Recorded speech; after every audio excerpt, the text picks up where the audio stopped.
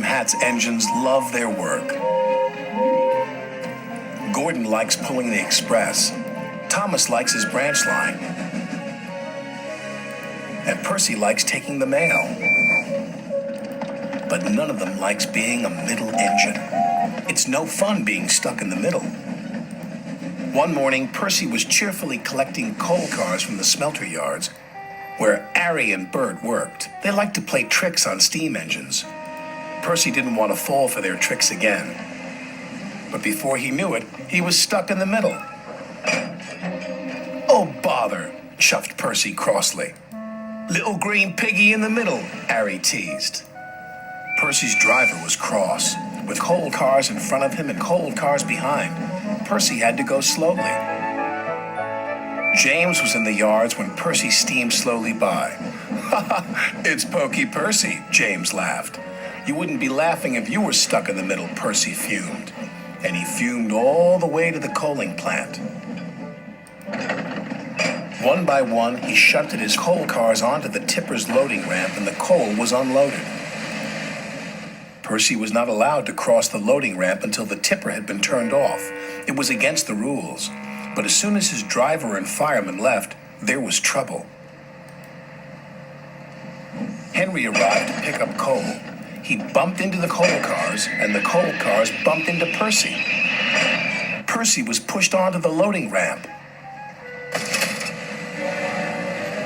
"Help!" cried Percy.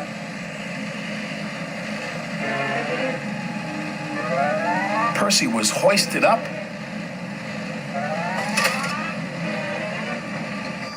tipped over, and brought back down again. After Percy was lowered back onto the ground, the manager was very cross. "You have caused confusion and delay," he said. "I'll have to report this to Sir Topham Hatt." That night, Sir Topham Hatt spoke severely to Percy. "I'm very disappointed in you, Percy," he said. "You know it's against the rules to go on to the tipper's loading ramp." "Sorry, sir," Percy said sadly, "but it wasn't my fault. It's because those diesels made me a middle engine."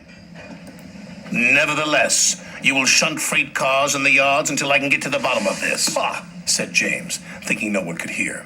"I could handle those diesels with bent buffers and a busted boiler." "Then you will do Percy's run to the smelter," said Sir Topham Hatt. "Yes, sir," said James. The next day, James arrived at the smelter. He was determined not to be tricked by Arry and Bert. "Hello, James," oozed Arry. "Come to learn a thing or two from those who know?"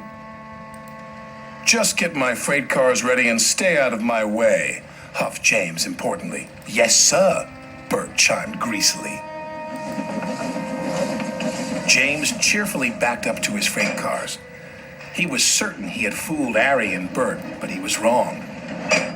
"Little red piggy in the middle," chortled Arry. "Just like Percy," jeered Bert. "I am not like Percy," huffed James. "I'm not a middle engine, and I'm not moving." And he didn't. When Sir Topham Hatt heard the news, he sent Percy to fetch James. This made Percy happy. He buffered up to James and took him, along with all the freight cars, to the docks.